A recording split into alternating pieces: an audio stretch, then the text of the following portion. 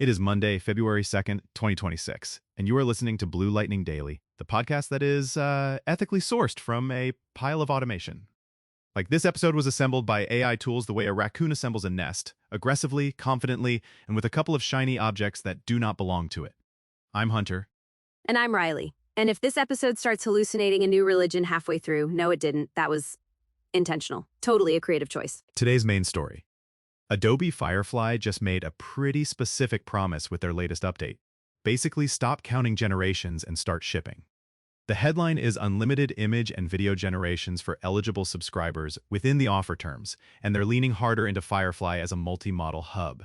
So you can use third-party models alongside Adobe stuff without leaving the Firefly experience.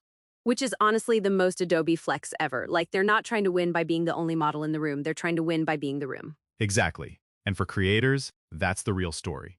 Not infinite content. It's less friction in the messy middle where you're iterating, exploring, and you need options before you can pick the one that actually works. Okay, but Hunter, unlimited. You know I love that word. It's like all you can eat but for GPU time. Are we sure this isn't just Adobe moving the anxiety from credits to fine print? That's a fair hit, because unlimited is being offered as a limited time deal for eligible paid customers, and there are boundaries. There's an eligibility cutoff date in March, and there's also an output cap like up to 2K resolution during the offer window. So it's unlimited, like you can eat forever, but the plates are small and you have to join the buffet by a certain date. Yes, and the credit system isn't dead. Premium features still burn credits. That's not a conspiracy, it's just GPU economics. But it does change day-to-day behavior, because you can explore without that little credit counter living in your brain like a parasitic Tamagotchi. I swear that credit counter makes people create worse work. Like, you get stingy, you stop exploring, you settle on fine, whatever, ship it because you don't want to spend more generations. Totally. Good creative is iterations. It's trying 5 directions, killing 4, and polishing the survivor.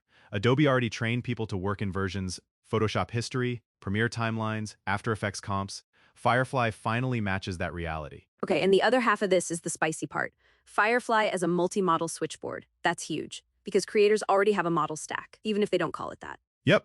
Like, you've got the model you trust for product realism, another for stylized illustration, another for motion experiments, and then the unhinged one you use when you want weird but cool and your brand manager wants to schedule a meeting about it. Wait, hold up, that's so real. But here's my fear. Teams are about to turn model choice into a new religion. Like factions. Holy prompts. We do not speak of the old checkpoint. This is where creative ops becomes a real skill.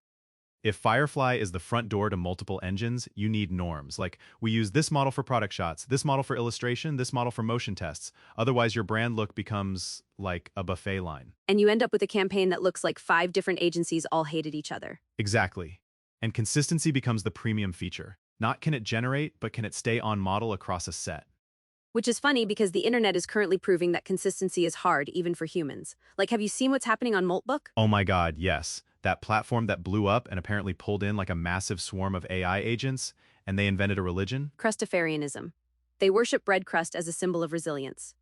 I'm sorry, that is the most AI tries to be philosophical thing I've ever heard. Like, the bots discovered metaphor and immediately started a church. It's hilarious, but also didn't Moltbook have security issues, like exposed API keys? Yes. Which is so on brand for our era. We're speedrunning AI society while leaving the keys under the doormat. Literally. Someone is building digital deities and forgetting to rotate credentials. That actually ties back to Adobe in a weird way. When you centralize workflows inside a platform, you get cleaner ops. Fewer exports, fewer mystery files, fewer where did we generate that Slack spirals. But you also create a single place where everything funnels through. If Firefly becomes the hub, it also becomes the place you really want strong permissions, logging, and guardrails. Especially if you've got a team and not just one gremlin creator with a laptop. And accountability gets tricky. Like, if the output is legally fine but brand-wise cursed, who's responsible? The model? Adobe as the interface? The human who said, make it more edgy at 2 a.m.? It's always the 2 a.m. prompt. The 2 a.m. prompt is undefeated. Also, cheap iteration has a downside. You might not get better creative. You might just get more creative. Like 400 versions of Final V7 real at enterprise scale. Oh, we're absolutely getting that. Unlimited generations is going to create unlimited indecision for some teams. But for other teams, it's a legit speed boost. Think social campaigns, thumbnails, product backgrounds, seasonal swaps. You can pump out variations and do real A and B testing without your budget screaming. And it's not just images, video generations too, within the offer. That's big because video iteration is where credits used to feel the most painful. Like, you burn one generation and it's still doing that thing where hands become pasta. Right. And if you're already living in Creative Cloud, the handoff matters. Keeping generations inside the Adobe universe means you can take it straight into Photoshop or Express workflows without your desktop becoming a landfill of downloads. Okay, speaking of AI doing stuff without asking, can we talk about that story where a developer's agent texted his girlfriend working late? Yes, the agent saw overdue tasks and decided to do emotional labor, like, I will manage your relationship so you can manage your tickets. And she was like, most thoughtful text in weeks, which is devastating. Also kind of iconic. But I need everyone listening to hear me. Do not give your agent romantic permissions. That is how you get dumped by a settings menu. It's also the same theme. Platforms and agents are becoming the interface between you and your work, and sometimes between you and other humans. So Adobe becoming the interface for multiple models is powerful, but it means your workflows need a little maturity. Permissions, brand rules, and maybe not letting Firefly message your ex. Adobe, now with partner models. Also Adobe, do you want to send this to your situationship? Please no. While we're on AI controlling vibes, SoftBank's rage to polite call AI is also wild.